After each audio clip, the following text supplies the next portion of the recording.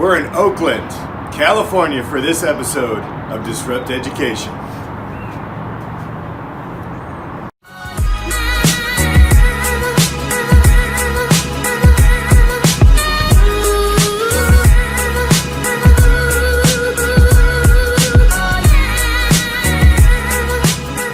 Welcome to this episode of Disrupt Education. I am here with Mr. Cliff Wright in Oakland. Yes. Thank you. Thanks for having me. We are out here, my friend. Where are we right now? We are in the library of the future and past. Yeah. Right? Golden Gate Academy in Oakland, California, Oakland Hills, California more specifically. Used to be a K-12, Seventh-day Adventist private school. And closed in 2007. And 2010, a group of people got together and worked on some things, put some ideas down, had some little interest, and then as of last year, asked me to come out and direct a project of reopening a new campus with a new focus. They wanted something that had never been done before, so they called this guy from Maryland that doesn't approach education in a traditional way, and that's how I got out here.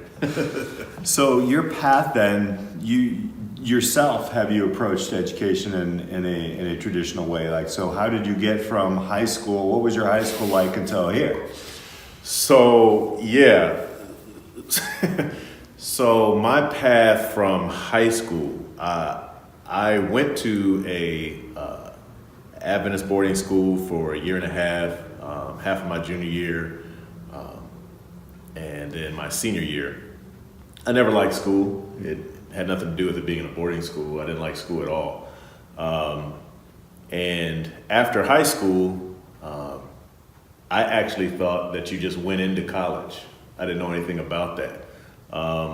And at the end of the summer, I found out that you had to do some stuff to get in. And I was like, well, it's too late for that. I'll go on doing what I'm doing. So my thing has always been in sales and entrepreneurship, finding a way to make money and that type of stuff. So at that time, my aunt had some HTML books. And that's when you had to type it in using the brackets before Dreamweaver, Right. front page, Yeah. right before that, so I'm dating myself. And it was teach yourself HTML in 21 days. So I was like, oh, okay. I got a month. Yeah. And I didn't even like to read. But what got me is I typed in the stuff in open and closed brackets, and it made a link. And when I clicked on the link, it using Netscape, it showed the picture, and I was hooked. So back then, I was like, well, other people don't like to go through all this, but I can go.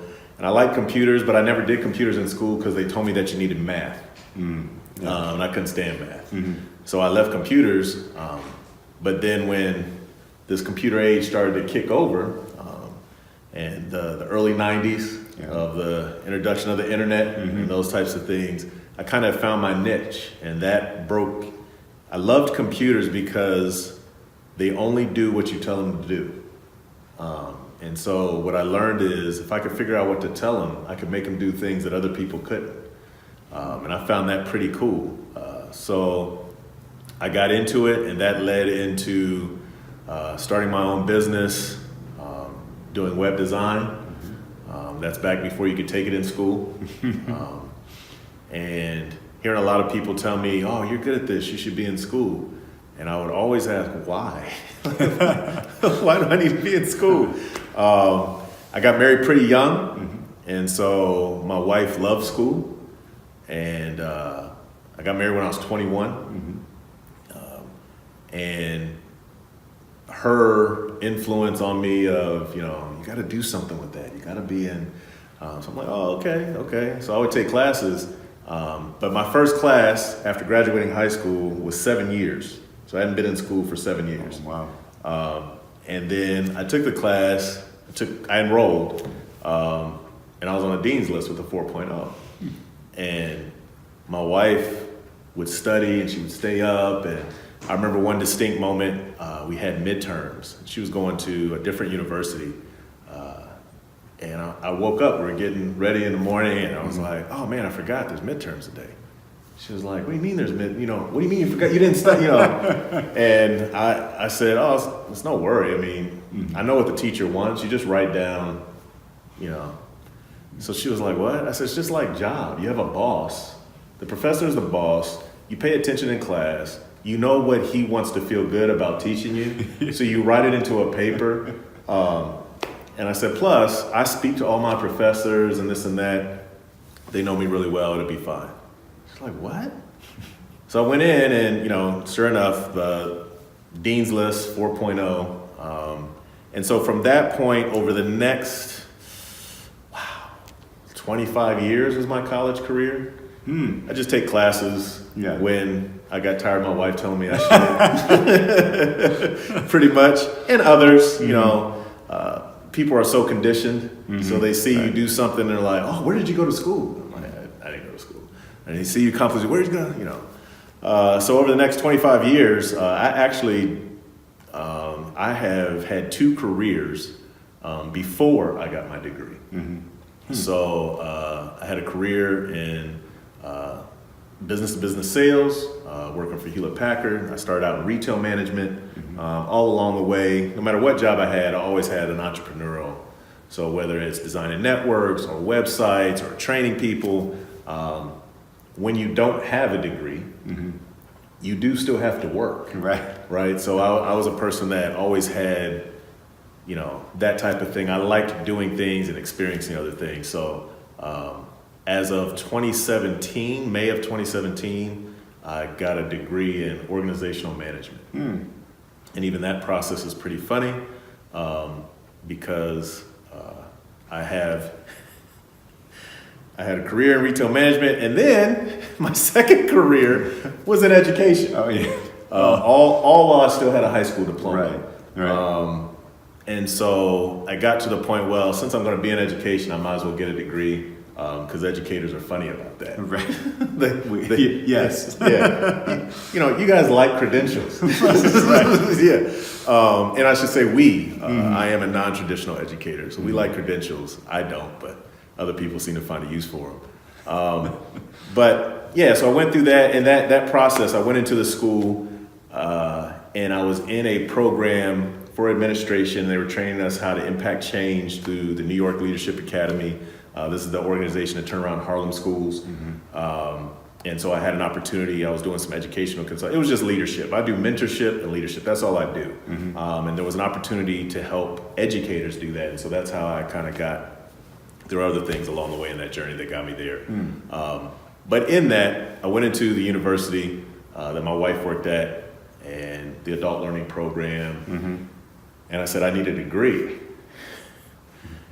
And I'm a grown man that has had, at that point, 3 businesses on my own. I built a house by the time I was 30. And the lady asked me, well, what are you interested in? And I said, what does that matter? And she said, well, your passion. I said, I'm already doing that. I'm in school and they need credentials. I just needed credentials. I don't even know if I can learn anything here. So she took offense to that, obviously, and wanted to go through a bunch. I said, I need the quickest degree that has the least amount of math because I don't like math. So she went through another round of inquiry and finally got down to, I said, well, what's this right here? She said, well, that's essentially an MBA without accounting. I'm like, boom, I'll take that. Organizational management. I read through it. Oh, leading. I said, yeah, I've been doing that for like 13 years. I'll do that one. Classes should be pretty good. And so I finally finished up. And that's what I did from high school until, degree. Right. Yeah. What do you think would be different in a traditional system that would have helped you value learning? I'm not even going to say education, but learning more. What do you think are The places where improvement can be made. The places where improvement can be made. So obviously I didn't have these thoughts then. Mm-hmm. We look back and you try and assess, why was I the way I was, right? So take it within that context. Within that context. But I realized the thing about school, quite honestly, I was bored. And that seems like a cop-out answer, and I think a lot of people don't say it because they don't want to be seen as arrogant or, well, you think. And it's not that. I can see how people would take that. That's not my reasoning. It is two things that frustrated me in school. From kindergarten, my mom has papers from my kindergarten teacher that said, Cliff is very, capable, whatever the terms are they use, but he just doesn't seem to be interested. And it was accurate because two things. I didn't feel the need to show people that I don't know what's in my head. So they would teach me how to color in the lines. They would tell me how to read. They would show me how to add. And then they always wanted me to tell them that I knew it. Well, I got it the first time you told me. Right. Thanks. What's the next thing you want to tell me? I don't know you. You're not related to me. Why do I have to prove to you that I know it? I told you that I know it. And so I had that mindset, that little ornery type of approach to things, and that doesn't work well in school. When things were written, so if I watch, the reason why I did so well, and when I came back, so if I watch a teacher write it on the board, when I take the test, I can see what he wrote on the board. And so I just wanted them to tell me what the information was so I could go in. So for me, what I would need to be different is give me something to do with what you told me. I think I would have probably been, the stuff I see going on now, there are people that I work with, and we do mentoring and those types of things. All the workshops and development things I do with youth, because along my journey, I started a nonprofit working with youth, 13 and 19, teaching them youth entrepreneurship and financial literacy. That was all about business. I wanted them to get out there. We have a project where I gave them 4 quarters, right? You got 30 days to make as much money, but you can only turn that over with your profits. And if they would have done that for me in school, I'd have been locked in. I'd probably have credentials lined up. Right. Give me something to do. But you telling me, I don't know. The best grades I ever got in elementary school was 5th grade. It's the only year my parents actually lived together that I remember. Divorced most of my life. Dad was always in my life. They came back together, I think, to try it out or something like that. And it was actually a year-round school. It's the only year-round school I went to, and I got the best grades. And what I liked about that is you never got tired of it. It was 9 weeks, same approach. That was frustrating. But after 9 weeks, you get 3 weeks out. Right. Then you go 9, you get 3 weeks. So every time you get, and what was interesting is my trajectory on at least trying changed because my dad was there. So the first reporting that I got came home and I had all D's and 1 F or all F's and 1 D, something like that. Right. My dad, this is his first exposure. I'm in 5th grade, and he's actually talking to my mom. I hear the conversation about getting me some help, right? Because his thing is, there's something wrong. Right. Right? No, Right. You know how hard you have to work at doing this? So we go through that, and I overheard the conversation. I was like, you don't need to give me help. He said, what'd you say? And I said, I know the information. I just don't feel like letting the teachers know. Wow. He was like, what? So he brings out books. What's this? So I went through and I did it. He said, oh, no, I have a solution for you. And I can't really share what his solution was for me Right. in today's parenting. Sure. But he gave me some motivation. We'll just put it that way. Right. He gave me some motivation. And so from that point forward, but the problem was, they only tried that for 1 year, and then it didn't work. So my mom moved to Columbus, and I went back to my regular ways. But I didn't do that bad. I would give them C stuff, C's and D's. Never, to graduate. I skipped my history class my entire senior year. And so my government teacher told me to graduate. I would need to ace the final, and I would have to ace 2 other tests and turn in these types of things. So I did a whole year's worth of history in like 3.5 weeks, just so I could graduate with my 1.83. And I got a D in the class by acing everything else, and that's how I graduated. You could probably finish high school in maybe 6 months, right? I mean, Based on what they were asking us to do. Yeah, and I quite honestly, I think anybody could, because I'm not overly intelligent. I think I have an advantage. My wife shares that she has to reread things. Yeah. So I think that type of student that seeing doesn't, they have to kind of work with it. I think that student does better in a non-traditional setting. But students like me where they can just listen, auditory learners or visual learners, you don't need years to get through high school. Yeah, it's content. So I listen to it and I give it back to you, or I can see it and give it back to you. Right.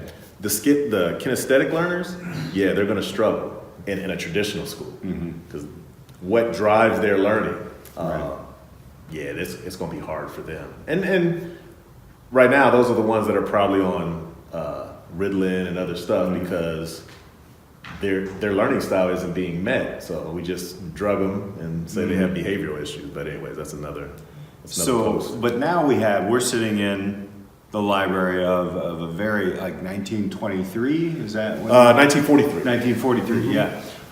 The Golden Gate Academy, and so what's next here? What's going to happen? What's going to happen is a blueprint. A blueprint for how to approach things differently. Another notch for the outliers and disruptors in education, quite honestly. The things we want to incorporate here are not new, but they are non-traditional.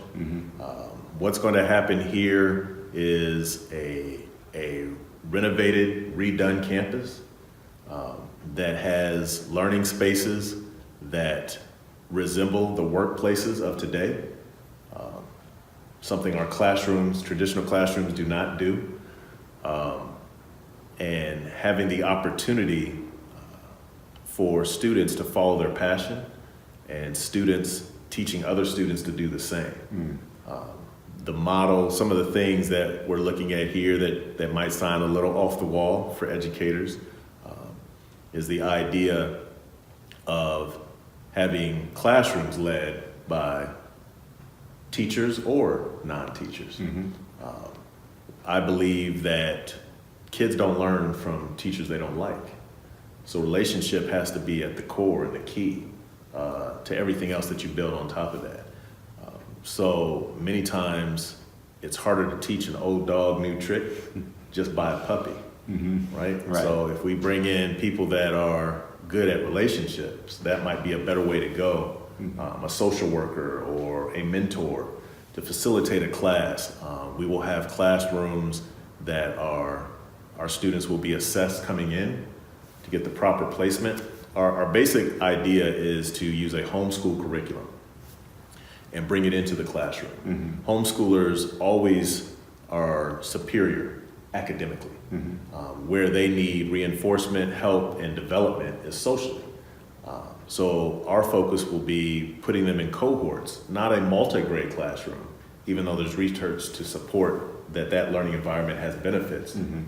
But you have to speak to the community. This community out here would see that as dumbed down education. There's a lot of paradigms that have to be shifted. But this isn't multi-grade.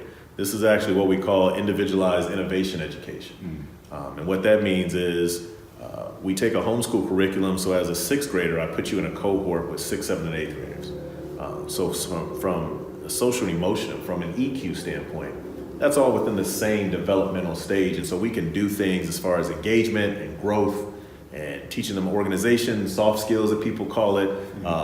We call them competencies. We have 10 competencies that we want to focus on, and our approach is more competency-based. Well, it is competency-based, not content-based. Right.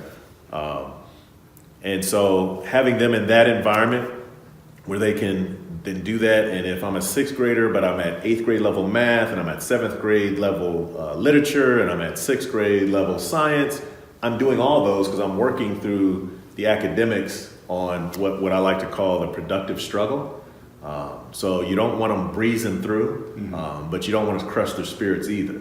And so when you have an individualized approach, you can determine and properly assess and put in productive struggle. You want them to struggle and be stretched to where they're outside and they're challenged.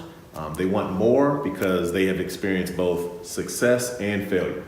And so doing that and then incorporating, shrinking the academics down to 4 hours, based on that whole, you don't need 4 years.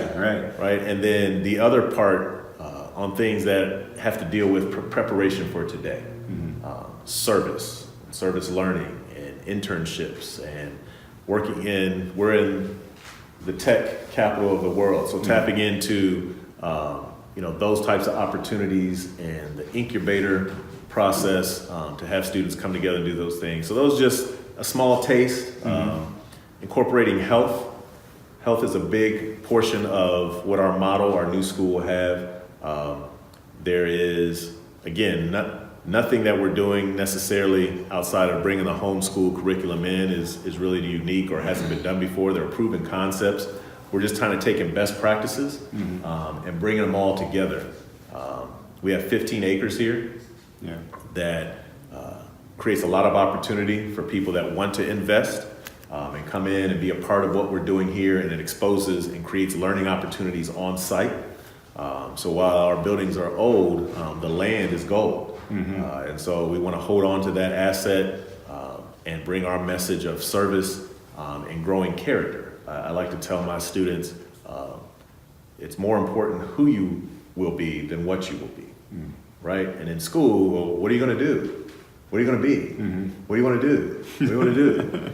And for us, it's who will you be? Who will you be? What type of character are you when it's just you in your room? What do you think about? Do you think about integrity, honesty, resiliency, grit? Do you think about legacy, impact, social change? Who are you going to be? Because if you're a lawyer and you're a jerk, you're still a jerk. Right? That's true. Right? That's true. If you're a pastor and you're a jerk, you're still a jerk. Right. So what career path, that's up to them to decide. But as far as trying to build agency within young people that are inspired, because how we treat people is how things get done. Right? So we went through that phase of networking. It's not necessarily what you know, it's who you know. Right. And now we're in the 21st century. And now we're seeing that it's not even who you know. It's who are you with who you know. Because it doesn't matter how many people I know. If they all know me to be, a shyster or dishonest or selfish, so I know 150 people. I have 3,000 followers on Facebook, and not one of them will give me a dime or a job. So we want our students to leave here understanding that each opportunity is an opportunity to share the character of Christ.